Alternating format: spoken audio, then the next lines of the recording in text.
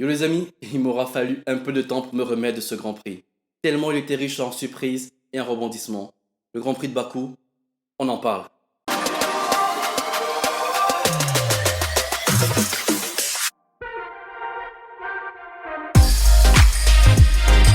Finger Pilote. Avant de continuer avec le débrief du Grand Prix de Bakou, les amis, vous êtes nombreux à suivre nos vidéos et à ne pas vous abonner. Don't forget this time to hit the subscribe button and make sure you are following us on Instagram. Finger Pilote. Now it's done, let's continue. L'effort, ça mérite bien d'appuyer sur ce bouton. Bakou revient cette année après une année d'absence au calendrier. Le Grand Prix de Bakou nous aura donc manqué l'année dernière à cause des conditions sanitaires. Et son retour cette année est pour le moins spectaculaire. Spectaculaire pour ses résultats surprenants, mais aussi pour le nombre d'accidents durant tout ce week-end. On en dénombre pas moins de 9 accidents. Charles Leclerc qui laisse un aileron au virage 15 pendant les essais libres 2. Max qui endommage sa suspension avant droite au même virage 15 pendant les essais libres 3. Troll et Giovannizi dans le mur durant la première séance de qualification, provoquant ainsi 2 drapeaux rouges. Ricciardo qui va à la faute durant la deuxième séance de qualification. Tsunoda crash durant le dernier tour de la dernière séance de qualification. Il s'ouvre pendant le virage et finit dans le mur. Sainz qui le suivait a été perturbé par l'accident de Tsunoda et a raté son point de freinage. Il freine trop tard. Ces deux accidents ont déclenché le drapeau rouge qui met fin à la séance qualificative une fois de plus, comme à Monaco. Pour ceux qui ont suivi mon débrief du Grand Prix de Monaco, vous savez sûrement que je suis assez contre ces drapeaux rouges qui viennent nous priver de la dernière tentative en séance de qualification. Ça fait déjà 2 Grands Prix et on nous prive de ce suspense.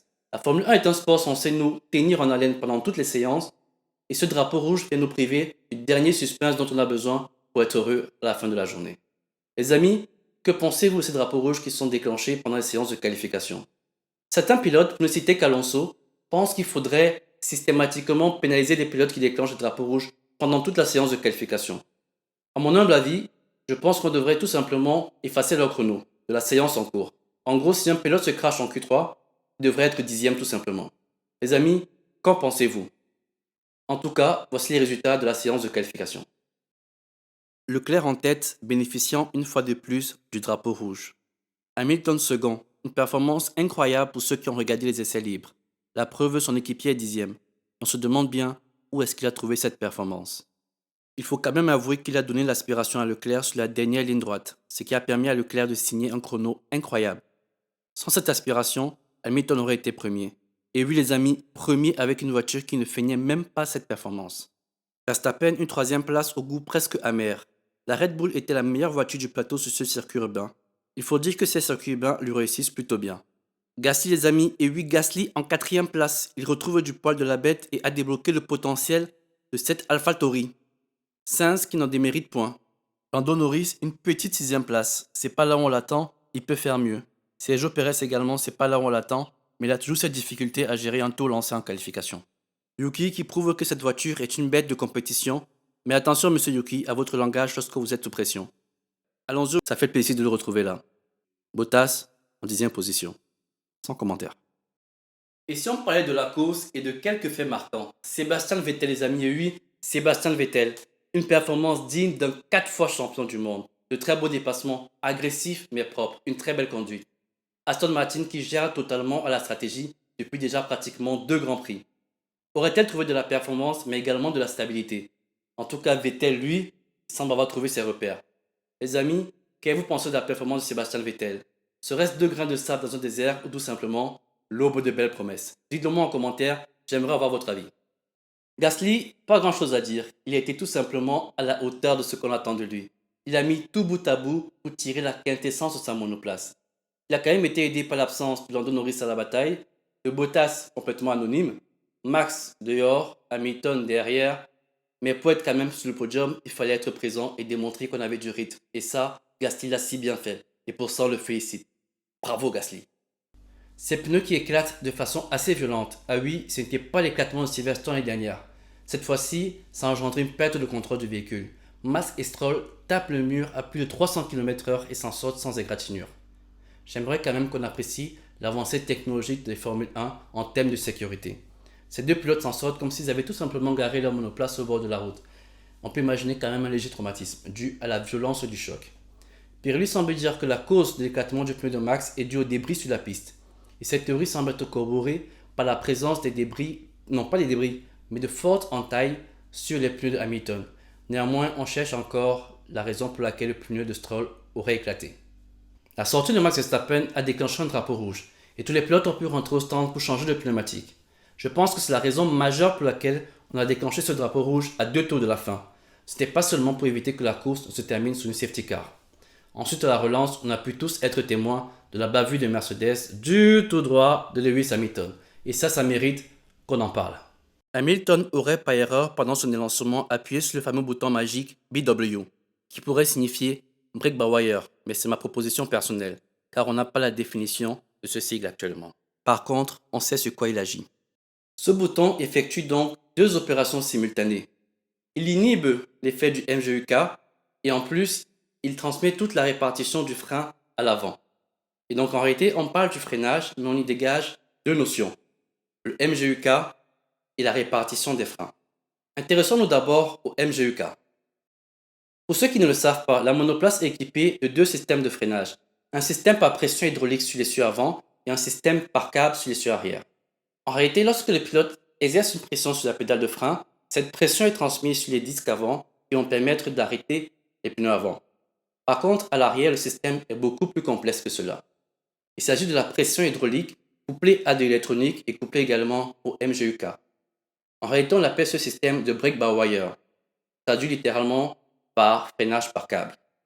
C'est tout simplement pour dire que la pression exercée sur la pédale de frein par le pilote n'est pas celle qui est totalement transmise à l'arrière. Il y a une électronique au milieu. Et donc le MGUK est donc un générateur d'énergie. Il va plutôt transformer l'énergie cinétique en énergie électrique pour alimenter la batterie. Et donc c'est tout simplement comme un véhicule électrique ou un véhicule hybride. Au moment du freinage, on recharge la batterie. Le MGUK est couplé au vilebrequin du moteur à l'arrière. Et donc à lui seul, il peut ralentir la monoplace sans l'aide des freins. Et donc en exerçant un couple résistant au couple moteur. Mais également associé au frein, il peut freiner la voiture. C'est pour dire quoi? Le MGUK ne transfère pas l'énergie calorifique, il transfère l'énergie cinétique.